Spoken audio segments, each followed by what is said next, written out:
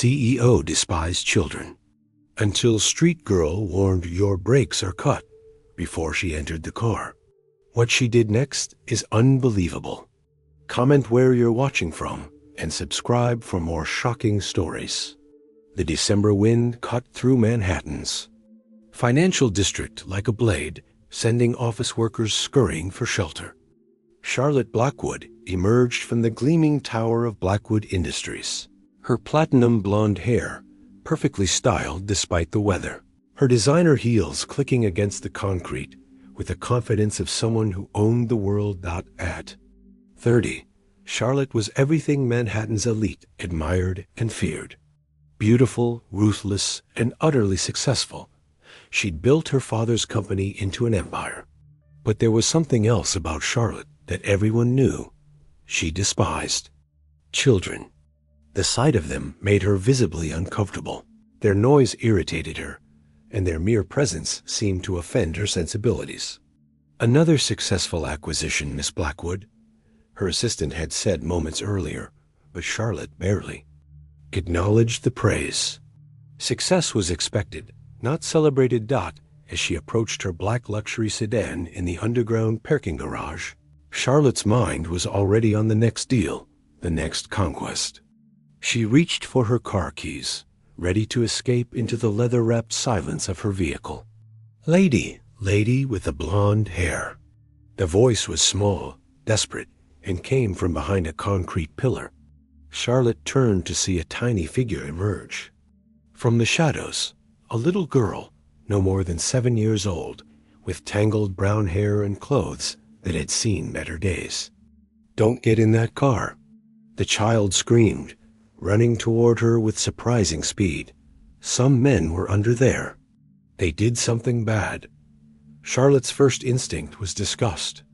A street child, probably looking for money or attention. She'd seen enough of them begging around the financial district, and they always made her skin crawl.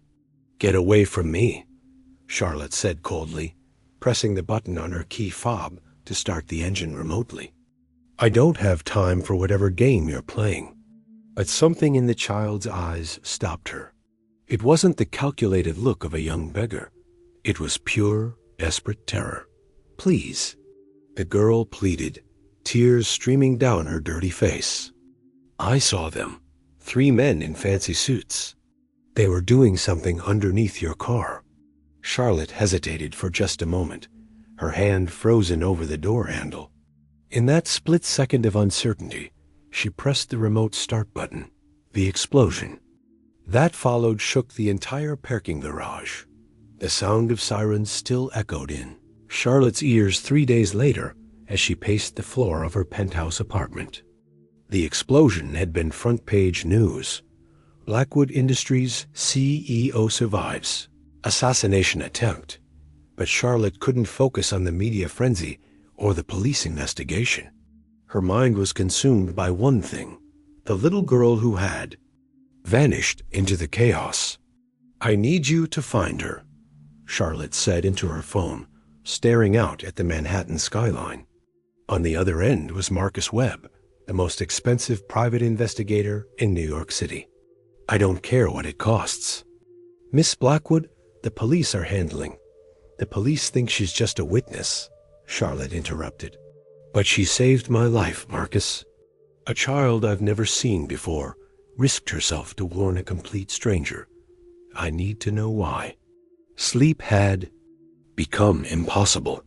Every time Charlotte closed her eyes, she saw the girl's terrified face, heard her desperate plea. For someone who had spent 30 years avoiding children at all costs, Charlotte found herself unable to think about anything else. Marcus worked quickly. Within a week, he had pulled security footage from every camera in a 6-block radius. The discovery was both fascinating and disturbing. "She's been living on the streets for approximately 8 months, Marcus reported during their meeting at Charlotte's office. "Always in the same area, the financial district. She knows your routine, Miss Blackwood.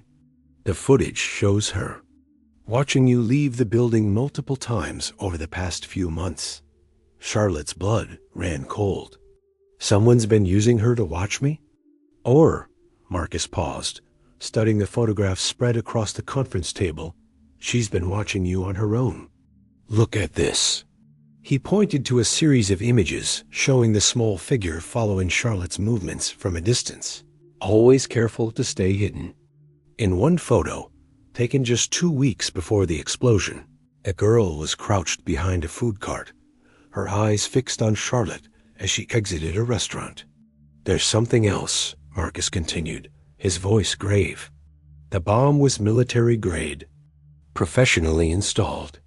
Whoever did this had intimate knowledge of your schedule, your car, your exact parking spot. This wasn't random, Charlotte. Someone very close to you wanted you dead. The implications hit Charlotte like a physical blow. Someone in her inner circle, her family, her business partners, her closest associates, had tried to murder her. And somehow, a homeless child had been the only one to care enough to save her life. 2 weeks of searching finally paid off when Marcus called at midnight. I found her. She's sleeping in an alley 3 blocks from your building. Charlotte was dressed and in her car within minutes, her heart pounding with an urgency she couldn't explain.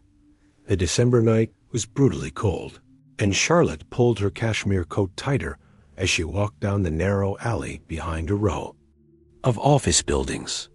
There, huddled against a heating vent with nothing but a torn cardboard box and a thin blanket, was the little girl who had saved her life.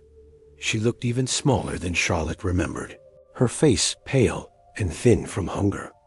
Her brown hair was matted, and her clothes, a faded pink dress under a too large jacket, were clearly meant for warmer weather. "Hey," Charlotte said softly, crouching down. "Remember me?" The girl's eyes snapped open, and she immediately scrambled backward, pressing herself against the brick wall. "I didn't do anything wrong. I was just sleeping." "It's okay," Charlotte said, holding up her hands. "I'm not here to hurt you.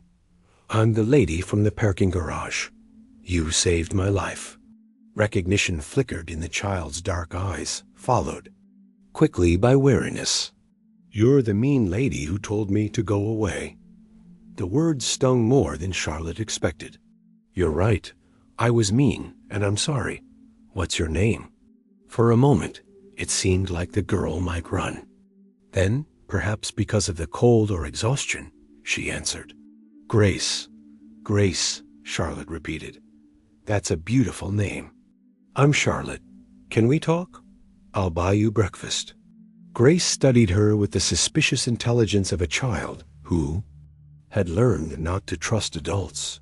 "Why? You don't like kids." I could tell. The honesty was brutal and accurate. "You're right, I don't usually. But you did something incredible for me, Grace. You risked yourself to save a stranger. I need to understand. Why?"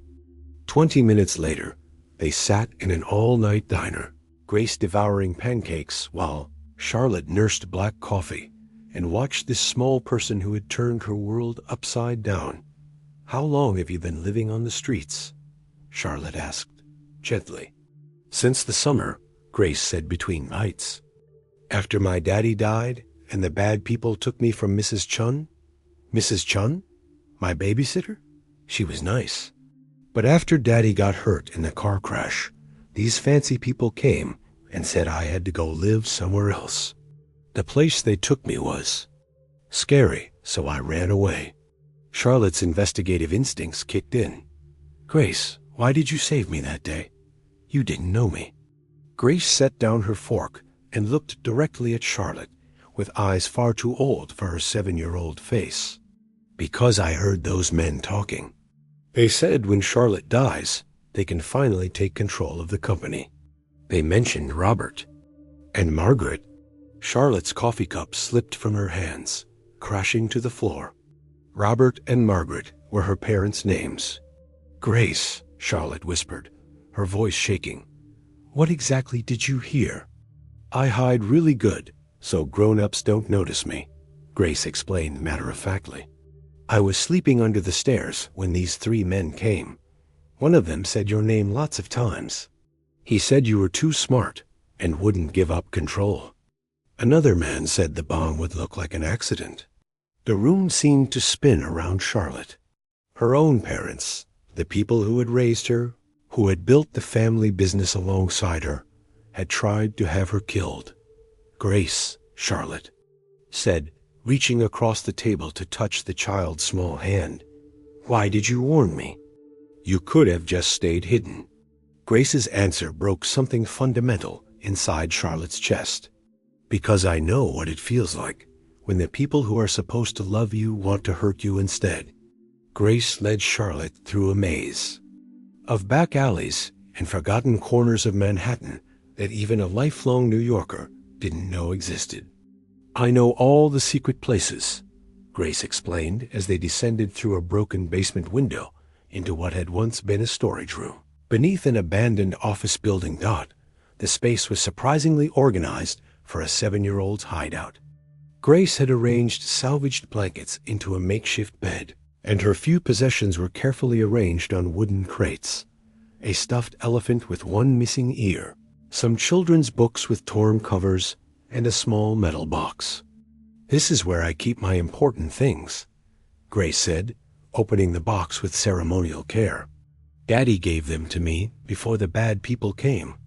Charlotte watched as Grace pulled out 3 items: a photograph torn in half, a water-stained birth certificate, and a letter written on expensive stationery. Her hands trembled as she recognized the letterhead, Blackwood Industries. Grace, Charlotte whispered, staring at the birth certificate. What's your last name? Blackwood, Grace said simply. My daddy was Michael Blackwood. He said I had a famous aunt who ran a big company, but that she probably wouldn't want to meet me because she didn't like kids. The world tilted sideways. Charlotte gripped the concrete wall for support as she read the birth certificate. Grace Madison Blackwood, born March 15, 2016. Father, Michael Blackwood. Michael, her younger brother who had died in a car accident 10 months ago. The brother she had been too busy to visit, too successful to stay close to. This can't be real, Charlotte breathed, but even as she said it, she could see the family resemblance she had somehow missed before. Grace had the same dark eyes as Michael, the same stubborn chin that ran in the Blackwood family. With shaking hands, Charlotte unfolded the letter. Michael's familiar handwriting made her knees weak. My dearest Grace, if you're reading this, something has happened to me. I discovered that our family is in danger. Robert and Margaret had been planning to hurt your Aunt Charlotte for months. They want to control the company, and they see her as an obstacle. I tried to warn her, but I think they found out. If something happens to me, find Charlotte. Show her this letter. She's not the cold person they say she is. She's just forgotten how to love. You can teach her, sweetheart. You're the best thing I ever did, and I know Charlotte will love you as much as I do. Trust her, even if she seems scary at first. She's our family. Love, Daddy. Tears Charlotte didn't know she could still shed poured down her face. Grace, honey, where have you been living since Michael died? After Daddy's accident, Mrs. Chun took care of me for a few weeks. Then Robert and Margaret came with some papers.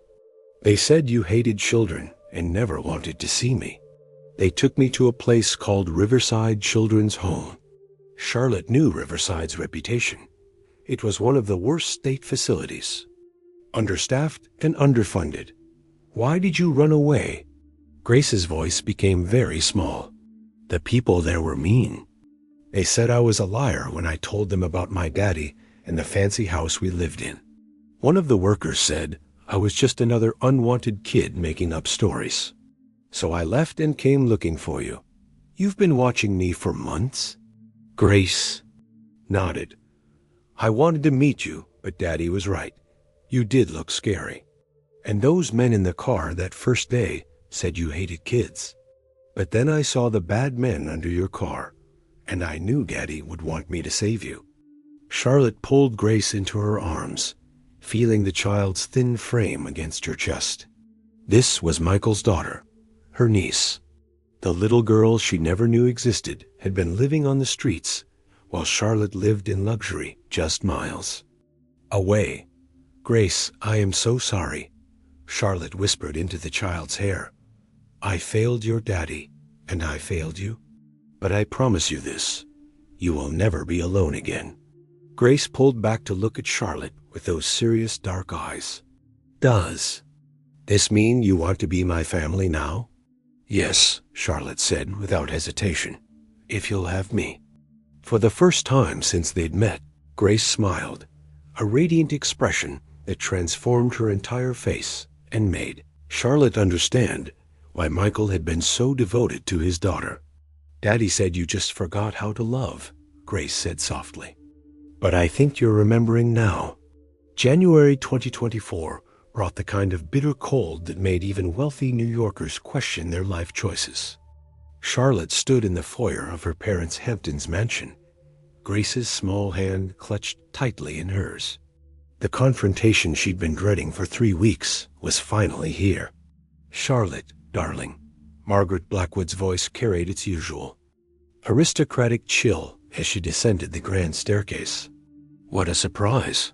And you've brought a guest."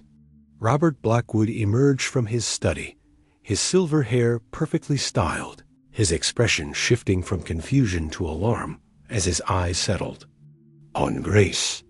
"Where did you find her?" The question confirmed everything Charlotte had hoped wasn't true. They knew exactly who Grace was. "Living on the streets," Charlotte said, her voice deadly calm. "My 7-year-old niece has been homeless for 8 months, while I lived in ignorance just miles away." "How did that happen, Mother?" Margaret's composure cracked slightly. "Charlotte, you don't understand the situation. Then explain it to me." Charlotte moved protectively in front of Grace. "Explain how Michael's daughter ended up in a state facility when family should have taken custody. Explain why no one told me she existed." Robert stepped forward, his face flushed with anger. "Because you made it clear years ago that you wanted nothing to do with children. Michael knew that. We all knew that. So you condemned his daughter to poverty rather than give me the choice? We saved her from rejection." Margaret snapped, her mask of civility finally slipping. "You would have put her right back in the system anyway. At least we ensured she was properly placed." Grace squeezed Charlotte's hand tighter, and Charlotte felt her rage crystallize into something cold and focused. "Grace, honey, can you wait in the kitchen? There are some things I need to discuss with my parents privately." Once Grace was safely out of earshot, Charlotte's fury erupted. "You tried to have me killed." The silence that followed was deafening. Neither parent denied it.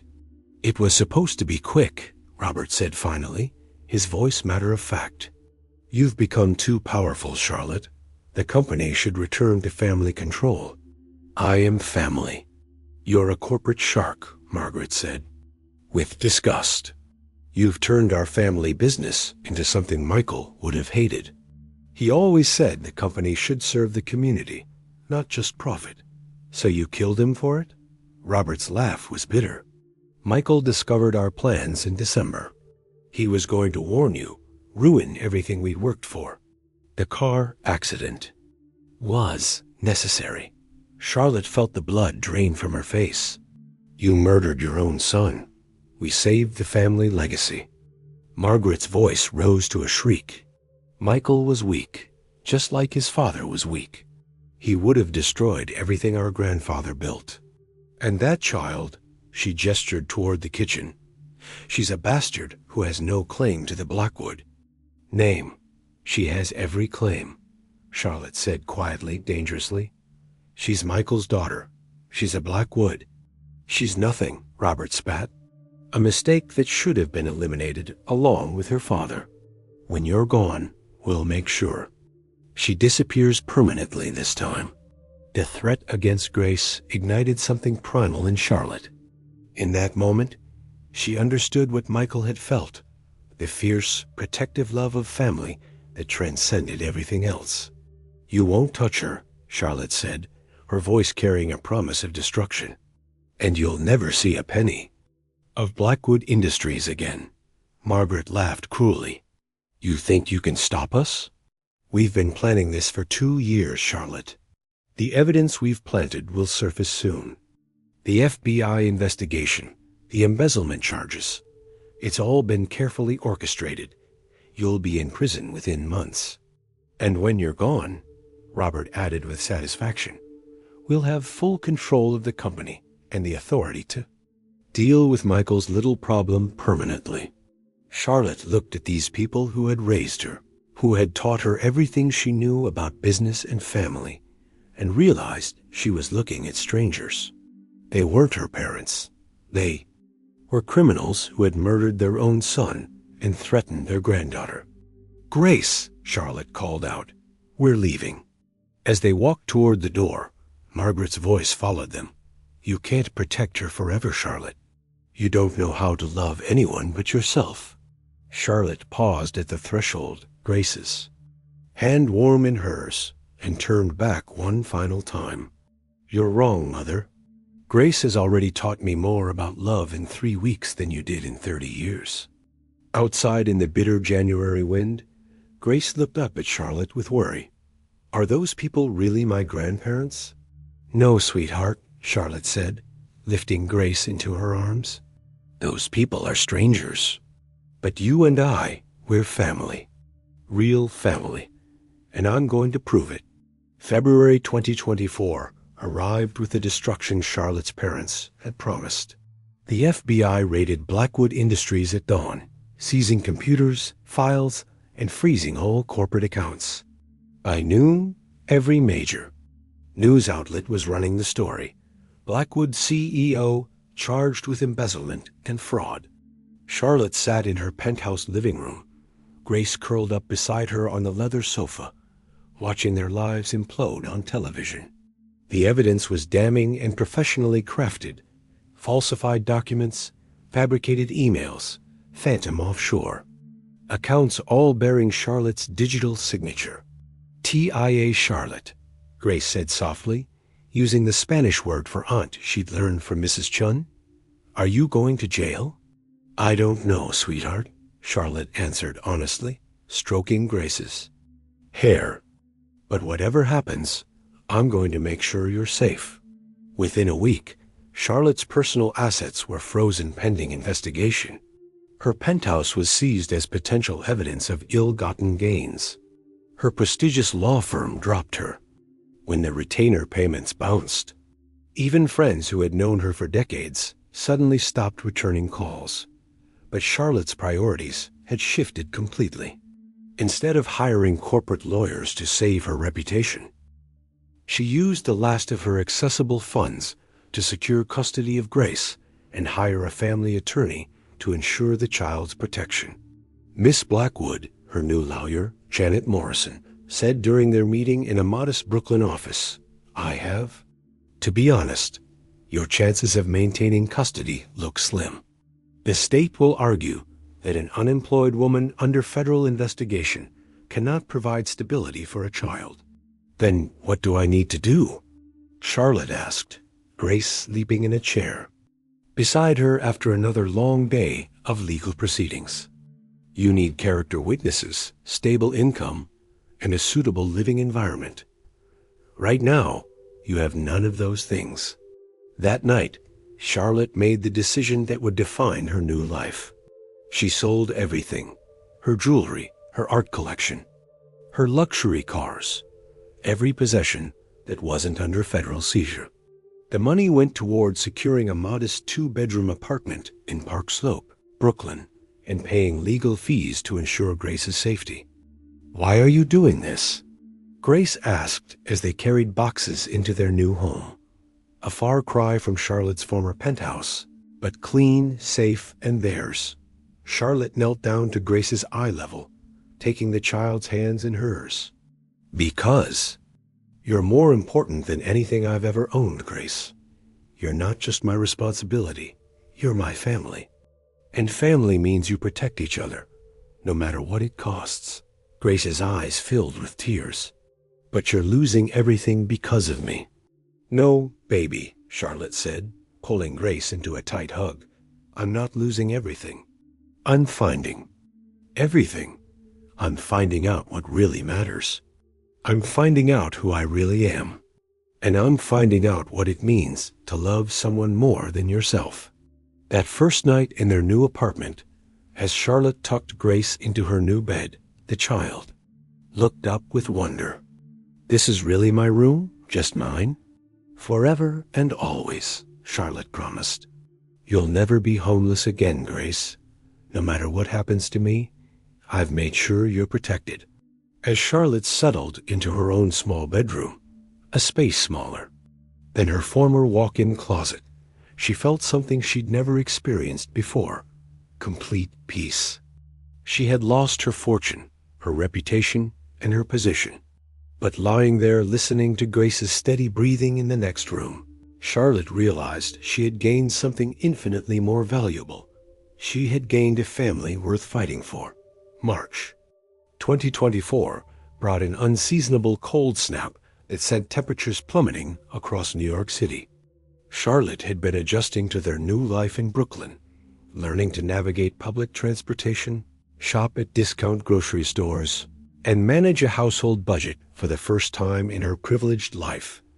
She was getting better at it, even finding unexpected satisfaction in simple tasks like cooking dinner or helping Grace with homework. But nothing could have prepared her for the moment when Grace collapsed during breakfast on a Tuesday morning. "TIA, Charlotte," Grace wheezed, her small face flushed with fever. "I can't breathe right." The emergency room at Brooklyn Methodist Hospital was a harsh introduction to healthcare without premium insurance. Charlotte held Grace's burning hand as they waited 3 hours to see a doctor, watching her niece struggle for breath while forms and insurance verifications created endless delays. "Pneumonia," Dr. Sarah Chun announced after examining Grace's chest x-rays. "Severe case. We need to admit her immediately." The next 72 hours became the longest of Charlotte's life. She never left Grace's bedside, sleeping in an uncomfortable plastic chair, eating vending machine food, and learning to navigate a medical system she'd never had to understand before. "Ma'am, visiting hours ended at 9. A nurse informed her on the second night. "I'm not a visitor," Charlotte replied firmly. "I'm her legal guardian, and I'm not leaving." Grace's fever spiked to 104 degrees on the third night. In her delirium, she called out for her father, her voice weak and desperate. "Daddy, where's Daddy? I want my daddy." Charlotte climbed into the narrow hospital bed beside Grace, holding the burning child against her chest. "Baby, Daddy's not here, but I am. I'm here, and I'm not going anywhere. Are you really my family?" Grace asked through chattering teeth. "Yes, sweetheart, I'm really your family. Even if I get sicker? Even if I'm trouble?" Charlotte's heart broke at the question, evidence of the abandonment Grace had experienced in her short life. Especially then. "That's what family means, Grace. We stay together through everything, good times and bad times. When we're healthy and when we're sick. Always." Grace's fever finally broke on the fourth morning, as the little girl slept peacefully. For the first time in days, Charlotte made a silent promise to Michael's memory and to Grace herself. She would be everything this child needed: mother, father, protector, and family, all wrapped into one. "Miss Blackwood?" Dr. Chun approached with Grace's discharge papers. "You did good work here. She's going to be fine, but she needs careful monitoring at home." "I'll take care of her," Charlotte said simply. "I can see that," the doctor smiled. "You know, in 20 years of pediatric medicine, I've learned that love is often the best medicine. Your daughter is lucky to have you." Charlotte didn't correct the assumption. In every way that mattered, Grace was her daughter now. As they rode the subway home, Grace curled up against Charlotte's side, still weak, but finally breathing normally. "TIA, Charlotte?" "Yes, baby?" Thank you for staying with me. Nobody ever stayed before. Charlotte kissed the top of Grace's head, inhaling the clean scent of hospital shampoo and the underlying sweetness that was purely Grace. I'll always stay, sweetheart. That's a promise. Spring arrived in Brooklyn with a gentle persistence of hope, and Charlotte found herself experiencing firsts she'd never imagined at 30 years old. The simple act of making breakfast had become a cherished ritual, even though she burned the pancakes more often than not. You have to flip them when the bubbles pop, Grace instructed patiently, standing on a step stool beside the stove. Daddy taught me that. Charlotte watched Grace's face for signs of the sadness that used to accompany mentions of Michael, but increasingly, the memories brought smiles instead of tears. Grace was healing, and she was teaching Charlotte how to heal. 2. Tell me more about your daddy, Charlotte said as they sat down to their slightly burned but edible breakfast. What was he like?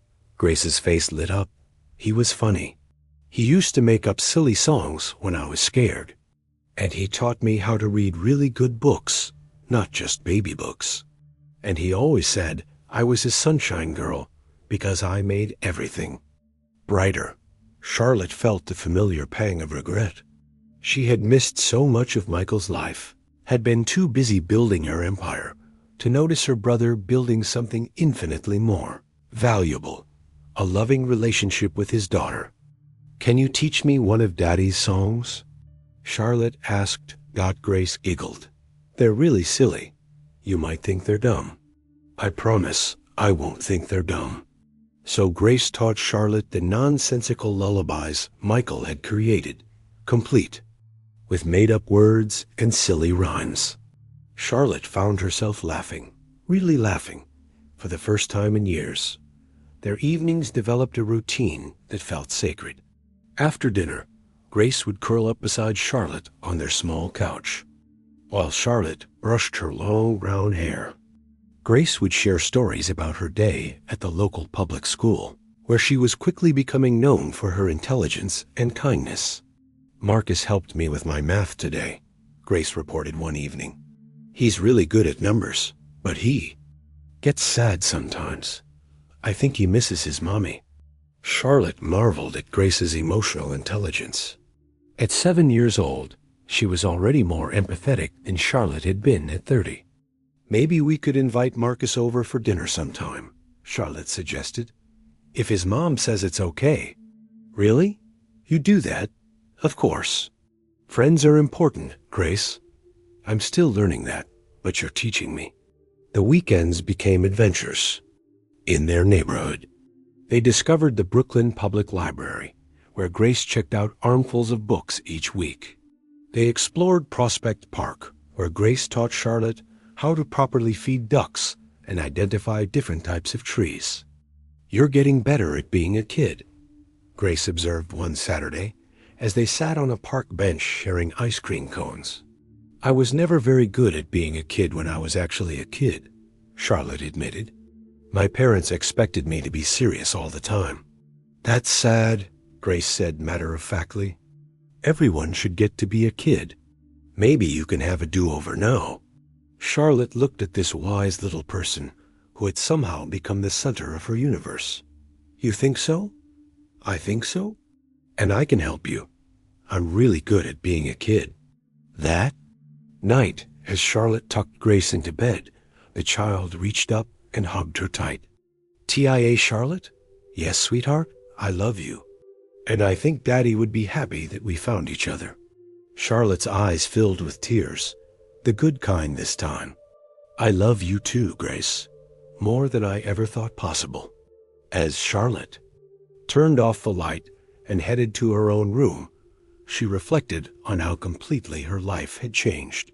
6 months ago, she had been a woman who measured success in quarterly profits and hostile takeovers. Now she measured it in goodnight, hugs, and successful pancake flips. She wouldn't trade this life for anything.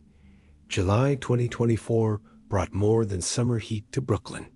Charlotte was hanging laundry on their fire escape when the process server appeared at their door, delivering papers that would change everything once again. Charlotte Blackwood, you're being served with a petition for emergency custody removal," a man said officiously before disappearing down the stairs. Charlotte's hands shook as she read the legal documents. Robert and Margaret Blackwood were formally challenging her custody of Grace, claiming she was an unfit guardian under federal investigation who cannot provide stable housing or adequate care for a minor child. "What's wrong, Taye Charlotte?" Grace asked, looking up from her summer reading book. Charlotte forced a smile, folding the papers quickly. "Just some grown-up paperwork, sweetheart. Nothing for you to worry about." But privately, Charlotte was terrified. Her parents had significant resources, established legal representation, and a compelling case. She was unemployed, under federal investigation, and living in a modest Brooklyn apartment. The custody hearing was scheduled for the following week. Charlotte's lawyer, Janet Morrison, was brutally honest about their chances. "They have 3 character witnesses, including a family court judge who's known them for decades," Janet explained. "They can offer Grace private schools, a trust fund, and a mansion in the Hamptons. You're offering a public school education and a 2-bedroom apartment." "I'm offering love," Charlotte said fiercely. "I'm offering a family who actually wants her. Love doesn't always win in court, Charlotte. We need to prepare Grace for the possibility that she might have to go with them temporarily." That conversation with Grace was the hardest thing Charlotte had ever done. They sat on Grace's bed, surrounded by the books and stuffed animals that had made this room home. "Sweetheart, you might have to go stay with Robert and Margaret for a while," Charlotte said gently. Grace's face went pale. "The mean people? But I don't want to go there. They don't love me. I know, baby. But sometimes grown-ups have to follow rules, even when the rules don't make sense. Will you come get me?" "I will fight every single day to bring you home," Charlotte promised, "no matter how long it takes." The day of the hearing arrived like a death sentence. Charlotte dressed in her most conservative suit, while Grace wore the nice dress they'd bought for special occasions. The courtroom was intimidating, filled with lawyers in expensive suits and a judge who looked skeptical from the moment they entered. Robert and Margaret testified first, painting Charlotte as an unstable woman who had corrupted the family business and was now playing house with a child she was unequipped to raise. "Your Honor," Robert said smoothly, "we can provide Grace with every advantage, the best schools, cultural opportunities, financial security. Charlotte is offering her niece poverty and uncertainty." Then it was Charlotte's turn. She testified about the changes Grace had brought to her life, the love they shared, and the stable home they'd built together. "Your Honor," Charlotte said, "I may not have a mansion or a trust fund to offer Grace, but I have something they never gave her, unconditional love and acceptance." But the moment that changed everything came when Grace was called to testify. At 8 years old, she was barely tall enough to see over the witness stand, but her voice was clear and strong. "Do you understand why you're here today, Grace?" The judge asked kindly. "Yes, sir. Some people want to take me away from TIA Charlotte. And how do you feel about that?" Grace looked directly at Robert and Margaret, her chin lifted with Blackwood. "Determination. Those people are mean. They put me in a bad place when my daddy died. They told me TIA Charlotte didn't want me, but that was a lie. TIA Charlotte loves me every day. She takes care of me when I'm sick, and she reads me stories, and she never makes me feel like I'm bad or unwanted." The judge leaned forward. "Grace, did something happen at the place where Robert and Margaret put you before?" "Yes, sir. The people there were mean to all the kids. They said we were liars and nobody wanted us. And I heard Robert tell Margaret that when TIA Charlotte died, they would make sure I disappeared forever." A gasp echoed through the courtroom. Even the judge looked shocked. "You heard Robert say this?" "Yes, sir. I remember everything when I'm scared. August 2024 brought an unexpected breakthrough when Grace finally felt safe enough to share the complete truth about the night her father died. They were sitting in their small Brooklyn kitchen, Grace carefully coloring while Charlotte prepared dinner, when the conversation took a devastating turn. "TIA, Charlotte," Grace said quietly, not looking up from her coloring book. "I need to tell you something important about the night Daddy died." Charlotte immediately sat down beside Grace, giving her full attention. Over the months, she'd learned to recognize when Grace was ready to share painful memories. "What is it, sweetheart?" Grace's small hands trembled as she set down her crayon. "I was hiding in Daddy's car that night. He thought I was asleep in my room, but I wanted to come with him to the store. I was hiding in the back seat under my blanket." Charlotte's heart began to race. "What did you see, Grace?" "Daddy got a phone call. He sounded scared. The person was talking about you and about Robert and Margaret. Daddy kept saying, 'You can't hurt Charlotte, and I won't let you do this to my family.'" Grace's voice became smaller, more frightened. "Then Daddy called someone else. He said they're going to try to kill Charlotte tomorrow. We have to stop them." But then he saw some men in the parking lot. Charlotte held her breath, knowing she was about to hear something that would change everything. The men came to Daddy's window. One of them had a gun, but Daddy rolled down the window and talked to them. "I heard one say, 'Robert sends his regards,' and then they did something to the car. Daddy tried to start it, but something was wrong." Tears streamed down Grace's face as she continued. "I wanted to help Daddy, but he told me to stay hidden. The car started making weird noises, and Daddy couldn't stop it. Right before it crashed, Daddy looked back at me and said, 'Tell Charlotte the truth about Robert and Margaret. Tell her they killed me.'" Charlotte's entire body was shaking. "Grace, honey, why didn't you tell anyone this before?" "I tried," Grace whispered. "I told the police, but Robert and Margaret were there. Margaret said I was in shock and making up stories because I was sad about Daddy. The police believed them because they're fancy people and I'm just a kid." That night, Charlotte called Janet Morrison immediately. By morning, they had arranged a meeting with Detective Rodriguez, who had originally investigated Michael's death.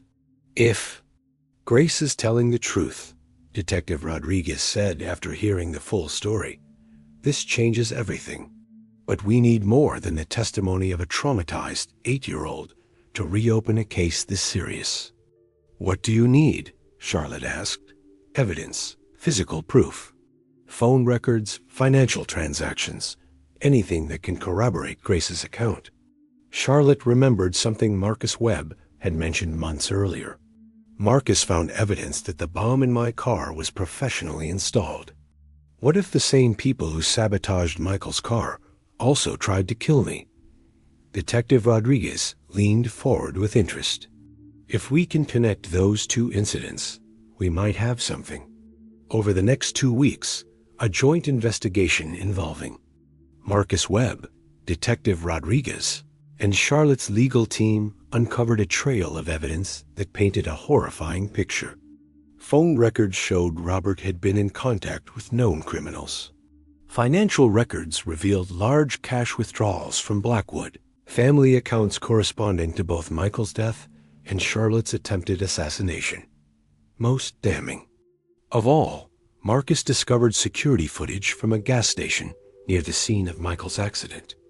A grainy video showed 3 men tampering with a car matching Michael's description just hours before the crash.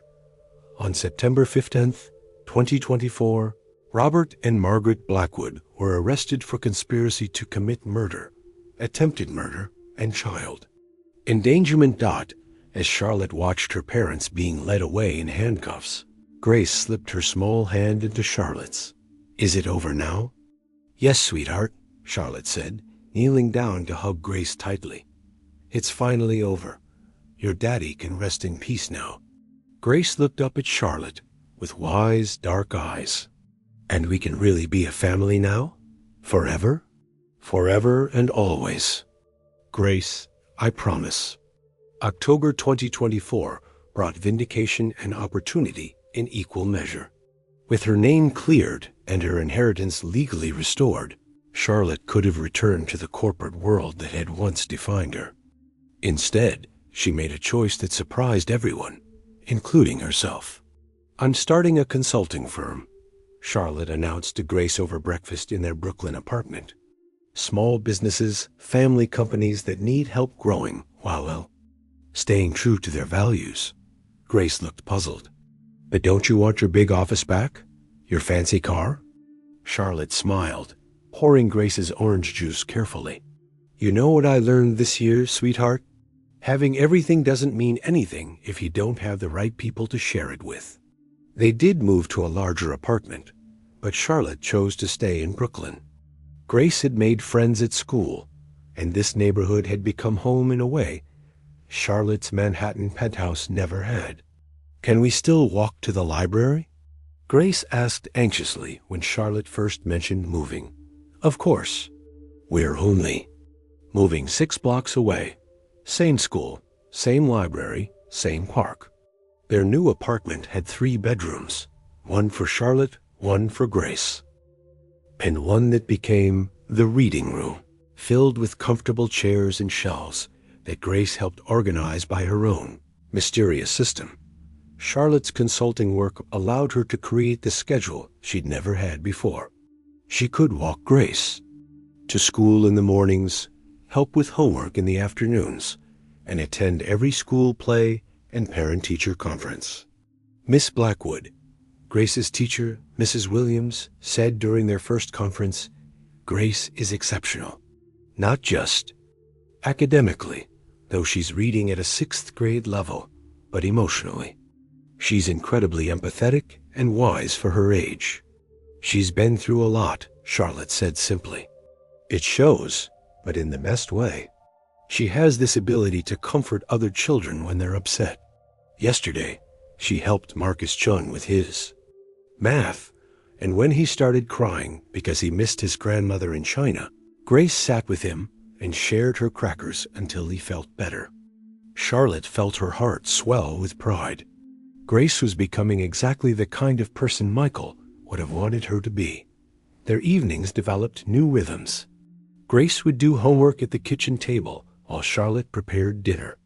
She'd become quite good at cooking, much to her own surprise. They'd eat together, sharing stories about their days, then curl up in the reading room, where Grace would practice reading aloud or Charlotte would read chapters from books they'd chosen together. "TIA Charlotte," Grace said one evening as Charlotte brushed her hair before bed. "Are you happy?" Charlotte paused, considering the question seriously. 6 months ago, happiness had been tied to stock prices and acquisition deals.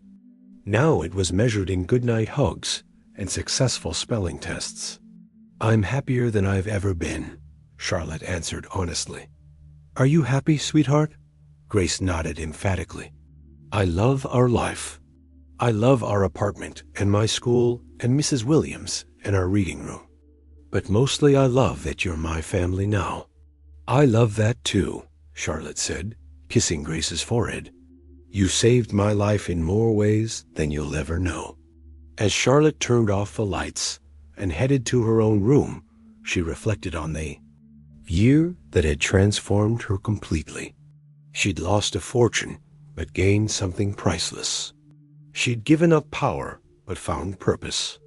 She'd traded her corner office for a kitchen table and discovered that the most important work she'd ever do was helping Grace with homework and teaching her that family meant showing up every single day. The consulting firm was growing steadily, built on referrals and repeat business. Charlotte had discovered that her corporate skills translated beautifully to helping small business owners achieve their dreams without sacrificing their values. Most importantly, she'd learned that success wasn't about having everything. It was about having enough of what truly mattered. November 2024 brought an unexpected visitor to their Brooklyn doorstep. Charlotte was helping Grace with a science project when the doorbell rang, revealing a woman in her early 30s with familiar, dark eyes and nervous energy. "Are you Charlotte Blackwood?" the woman asked hesitantly. "I'm Sarah Madison, Grace's mother." Charlotte's protective instincts flared instantly. This was the woman who had disappeared after Michael's death, leaving Grace vulnerable to the Blackwoods' manipulation. "Mommy?" Grace's voice was small, uncertain. As she appeared behind Charlotte, Sarah's face crumpled at the sight of her daughter. "Oh, Grace, baby, I'm so sorry." The conversation that followed was painful but necessary. Sarah explained her disappearance: crippling depression after Michael's death, a descent into alcohol that left her unable to care for anyone, including herself. "I thought she was better off without me," Sarah said, tears streaming down her face. "The Blackwoods told me Charlotte hated children and would never take her. They said Grace would be properly cared for in the facility." Charlotte felt her anger toward her parents intensify, but she also recognized genuine remorse in Sarah's confession. "I've been in treatment for 6 months," Sarah continued. "I'm sober now, and I want to be part of Grace's life again. If you'll let me." Charlotte looked at Grace, who was studying her mother with the careful assessment of a child who had learned not to trust promises from adults. "What do you want, Grace?" Charlotte asked gently. Grace was quiet for a long moment. "I want to try," she said finally. "But I want to stay with TIA Charlotte too." Over the following weeks, they carefully rebuilt the relationship between mother and daughter. Sarah visited regularly, sometimes staying for dinner, sometimes just helping with homework. Charlotte watched Sarah prove her commitment through small, consistent actions. "She's really trying," Grace confided to Charlotte one evening. "She remembered that I like stories about horses, and she brought me a new book." Charlotte had wrestled with jealousy and fear of losing Grace, but she realized that Grace needed all the love she could get. This wasn't about replacing anyone. It was about expanding their family. Christmas 2024 was their first celebration together as a complete, if unconventional, family unit. Charlotte cooked dinner successfully. Sarah brought homemade cookies. And Grace opened presents with the joy of a child who finally felt secure in her place in the world. "This is the best Christmas ever," Grace announced, surrounded by wrapping paper and new books. Charlotte looked around their small apartment, filled with laughter and love, and silently agreed. The previous Christmas, she'd been alone in her Manhattan penthouse, working through the holiday. This year, she was surrounded by family, messy, complicated, but real. "Thank you," Sarah said quietly to Charlotte as they cleaned up together, "for taking care of her when I couldn't, for giving her stability and love." "Thank you for sharing her with me," Charlotte replied. "Grace taught me how to love. She saved my life." Grace, overhearing, ran to hug both women. "We're all family now, right? All of us together?" "Yes, sweetheart," Charlotte said, holding them both close. "All of us together." March 2025 arrived with the promise of spring and Grace's 9th birthday. Charlotte had been planning the celebration for weeks, wanting to create the kind of joyful party Grace had never experienced before. Prospect Park was perfect on that sunny Saturday morning. Charlotte had reserved a picnic area and decorated it with balloons in Grace's favorite colors, purple and gold. The guest list was small but meaningful. Sarah, Marcus Webb, who had become like an uncle to Grace, a few classmates from school, and Dr. Chun, who had treated Grace during her pneumonia. "This is really all for me?" Grace asked in wonder, looking at the decorations and the table filled with presents. "Every bit of it," Charlotte said, adjusting Grace's new purple dress. "You deserve to be celebrated, sweetheart." The party was everything Charlotte had hoped for. Grace's friends from school played games while the adults watched with genuine affection. Marcus taught the children card tricks, while Dr. Chun shared stories about interesting cases that made them all laugh. But the most meaningful moment came when Grace stood on a picnic table to address her guests. "I want to thank everyone for coming to my party," Grace said with the poise of someone much older. 2 years ago, I didn't have any friends or family except my daddy. But then TIA Charlotte found me, and everything changed. Grace looked directly at Charlotte with those serious dark eyes. TIA Charlotte taught me that family isn't just the people you're born with. It's the people who choose to love you and stay with you when things get hard. She taught me that I'm worth taking care of. Charlotte felt tears streaming down her face as Grace continued. And then my mommy came back and showed me that sometimes people make mistakes, but they can fix them. And Marcus taught me that friends can be family too. So this isn't just my birthday party. It's a celebration of all the people who love me.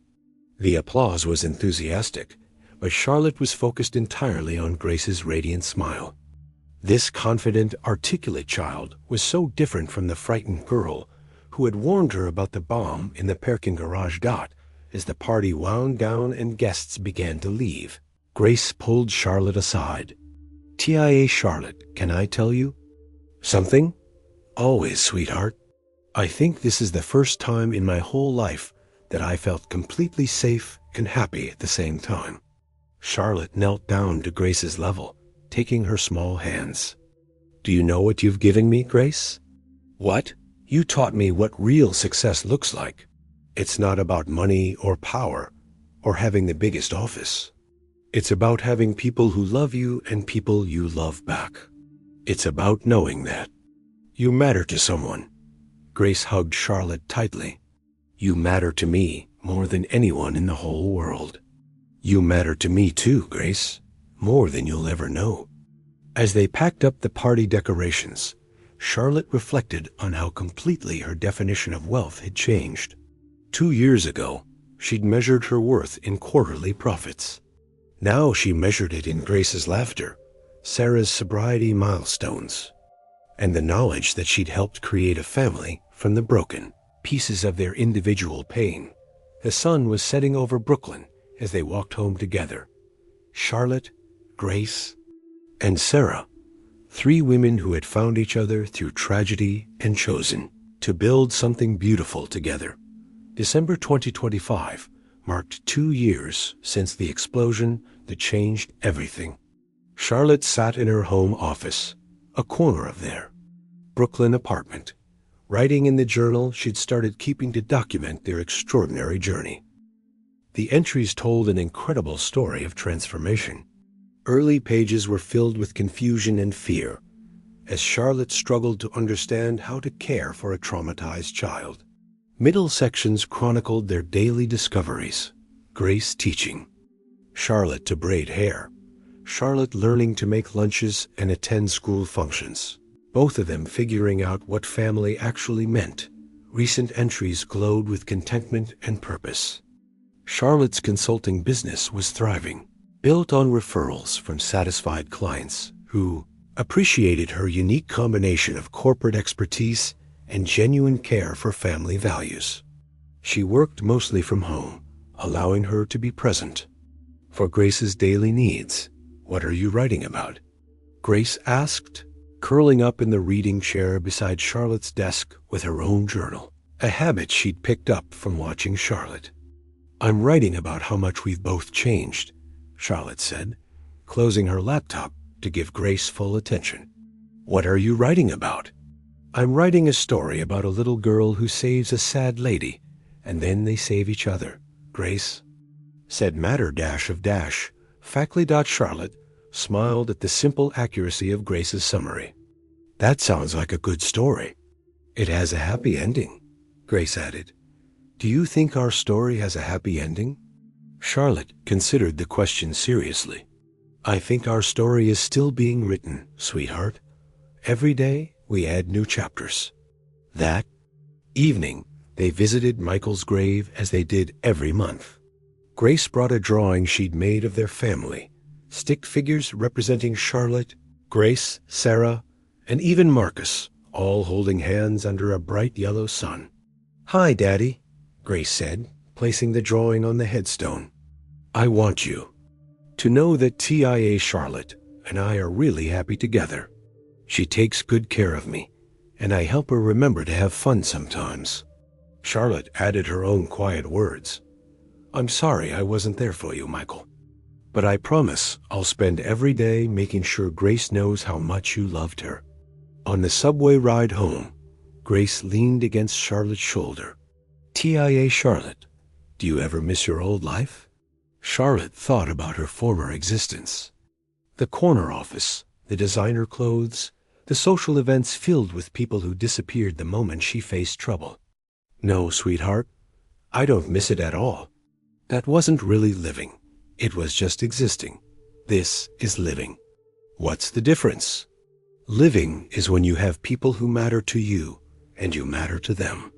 Living is when you go to bed at night, knowing that someone loves you exactly as you are." Grace nodded solemnly. "That I've been really living since you found me." "We found each other," Charlotte corrected gently. "And yes, we've both been really living ever since." That night, as Charlotte tucked Grace into bed, she reflected on the woman she'd become versus the woman she'd been. The old Charlotte had been successful but empty, powerful but isolated. This Charlotte was fulfilled, purposeful, and surrounded by genuine love. She'd traded her fortune for family and discovered it was the best deal she'd ever made. March 2026 dawned bright and promising as Grace's 10th birthday arrived. Their Brooklyn apartment hummed with the familiar rhythm of a family that had found its perfect balance. Charlotte stood in the kitchen, no longer the awkward cook she'd once been, preparing Grace's favorite birthday breakfast, pancakes shaped like stars, just the way Michael used to make them. The smell of coffee mixed with vanilla and laughter from the living room where Grace was opening an early present from Sarah.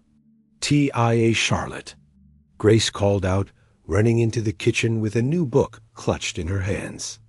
"Look what Mommy got." "Me? It's about a girl who becomes a scientist." "That's perfect for you," Charlotte said, flipping a pancake with practiced ease. "You're going to be an amazing scientist someday. Or maybe a teacher. Or a doctor like Dr. Chun. Or maybe I'll help you with your business." Grace said. The whole world opened before her. Sarah appeared in the doorway, holding 2 cups of coffee. "Someone's excited about her birthday.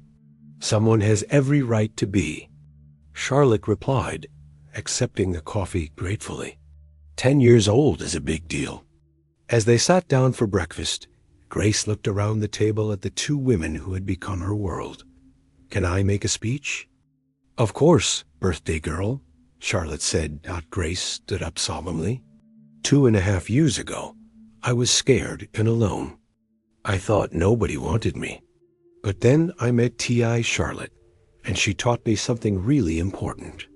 Charlotte felt her throat tighten with emotion. "She taught me that family isn't about blood or money or fancy houses.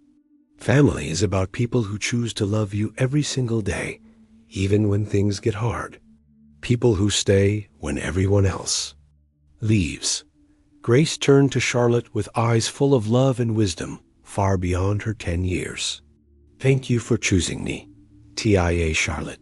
Thank you for teaching me that I'm worth saving, and for letting me save you too." Charlotte reached across the table to take Grace's small hand. "Thank you for teaching me what love really means, my beautiful girl." "And thank you both," Sarah added, wiping away tears, "for showing me that families can be rebuilt, that mistakes can be forgiven, and that love multiplies when it's shared." As they finished breakfast and prepared for Grace's party at school, Charlotte marveled at the life they'd built together. Their apartment wasn't a mansion, but it was filled with laughter. Their bank account wasn't unlimited, but they had everything they needed. Most importantly, they had each other. Walking Grace to school that morning, Charlotte reflected on the journey that had brought them to this moment. She'd lost everything that once defined her success, but she'd gained something infinitely more valuable, a family built on choice, commitment, and unconditional love.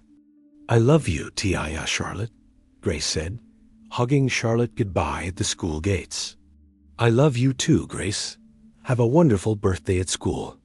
As Charlotte watched Grace run toward her friends, her heart full of gratitude and joy, she knew that this was what happiness looked like, not a destination to reach, but a daily choice to love and be loved in return. Their story would continue, chapter by chapter, day by day, bound together by the unbreakable bonds of chosen family.